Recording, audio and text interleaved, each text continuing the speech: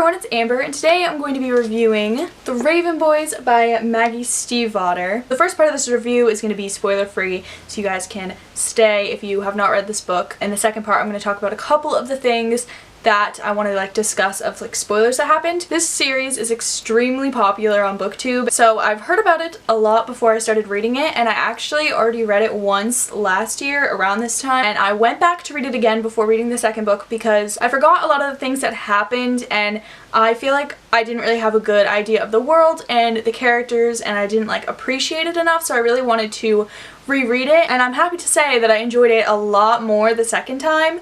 I really liked it the first time I read it, but as I said, I didn't really understand it. So I think the second time going through it and making sure I understand everything and reading it really slow and having a really good grasp of the world was really important for this series. The characters themselves are really important, and you really need to understand them as people in order to really appreciate the series, and I think that Maggie does a really great job of really exploring the characters and explaining them in a really unique way. The writing style of this book is just so whimsical but very self-aware. I feel like all the characters are very self-aware, and they're very aware of the other characters and their tendencies and stuff, so that really helps you to understand the other characters and who they are. So I really like that, and I'm not usually a fan of character-driven novels. I really like plot-driven novels with really strong characters, but this novel is definitely very character-driven, and I really enjoyed it, and I'm excited to talk about it with you guys. If you don't know what the series is about, it follows this girl named Blue, and she is the only non-psychic and a psychic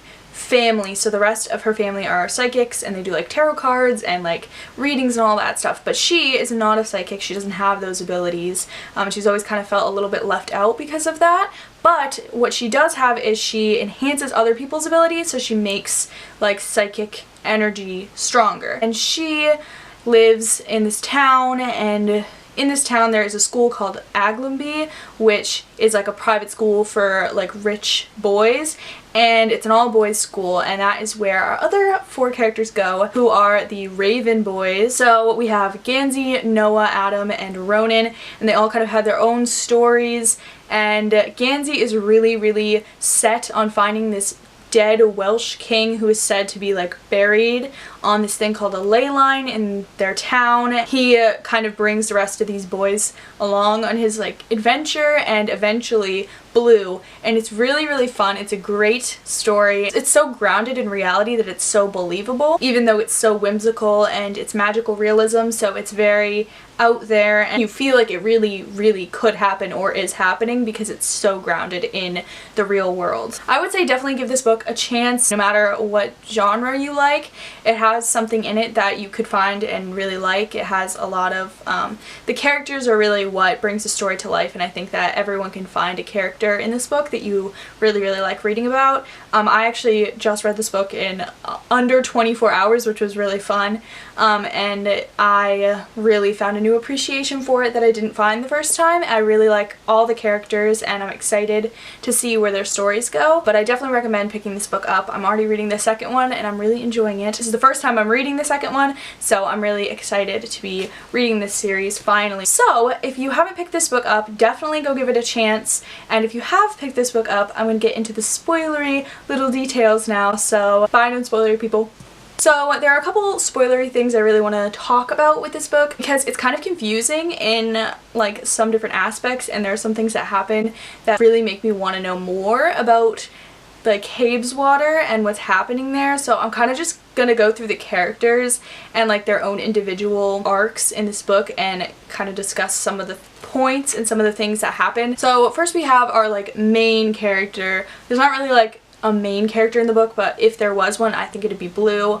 I really like Blue. I like her style, and she's very sensible, and she dresses all out there and weird because she doesn't want people to think that she's a really sensible person, but she is. I liked her household and the dynamic of her and the other women that she lives with. I really liked their family dynamic, and I think that was a really cool part of the book to read about. But just with Maggie's writing, like, you can really feel the environment of the house and all that, and like how interesting and cool it is because they're all like psychics, obviously except for Blue. I really want to know if there's any other people out there that can like amplify other people's psychic powers, because it's like said that she's the only one that can, but I'm interested to see like if there's other people like that. I feel like there should be someone else like out there somewhere that has that same ability, but I want to know more about like her power. So then we have that like opening scene, like the second chapter, the first chapter, when Blue goes to the church and like all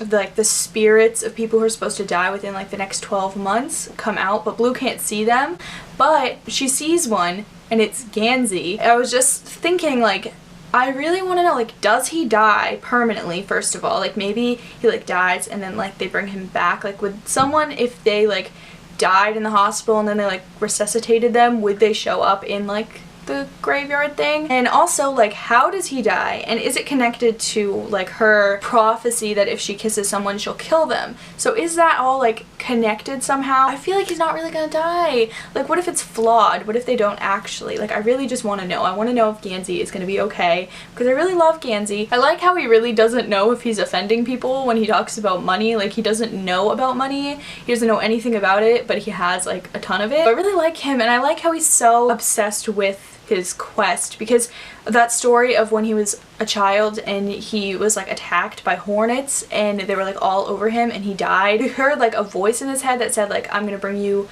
back and you're gonna survive when you really shouldn't, and someone else is gonna die when they really shouldn't, meaning Noah, who was on the ley line at the time with stupid Barrington Welk. I like how everything is connected and how the story of Gansey is connected to Noah, and stupid Barrington Welk was friends with Noah, and Noah has been dead for 7 years, and I like how he like flat out tells them I've been dead for 7 years, and they're like okay. They like don't really give it a second thought. He didn't really stand out a lot in the book. They describe him as smudgy, which is kind of accurate, but he wasn't supposed to stand out because he's dead. I was so afraid at the end when they moved his body from the ley line, how he wasn't showing up anymore, but then finally they like kidnapped his bones and like put it back on the ley line. And if we didn't hate Welk enough for killing Noah in the first place, he was horrible in this book. He threatened Gansey with a freaking gun because he wanted him to give him his work in the book of all of the information about Glendower in it, and of course Gansey's like, I don't really, like, I would have told you all the information if you had asked me. Like,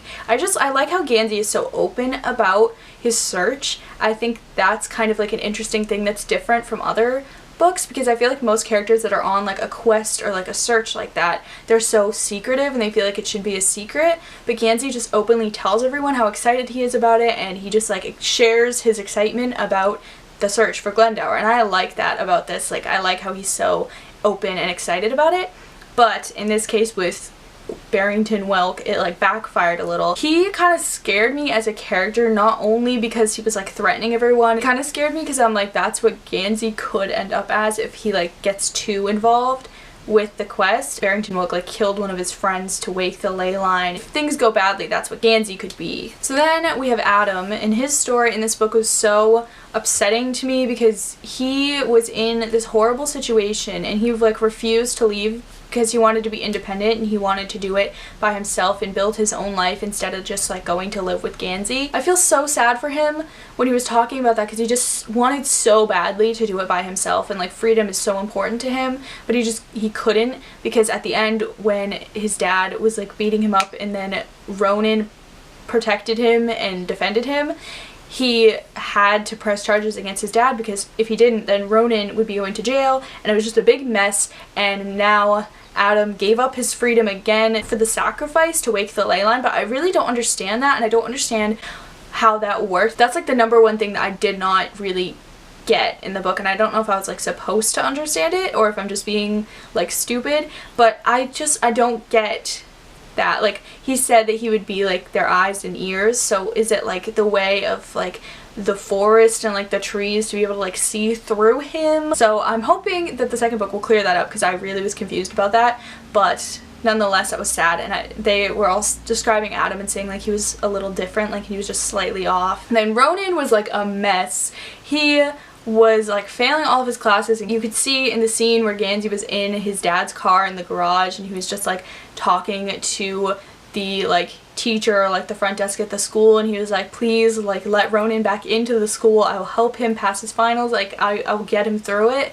That Gansey is just like so frustrated because he can't help any of his friends. Like he can't help that Noah's dead. He can't help that Ronan is not doing anything in school and like failing his classes, and he can't help that Adam doesn't want to leave his house. Gansey's trying to control all of them, but he's having so much trouble. Gansey's like the dad. Like he's just trying to like rein them all in and just like get them all under one roof and all under control. The other thing with Ronan too is that he can like take things out of his dreams, and that was how he got the Raven chainsaw.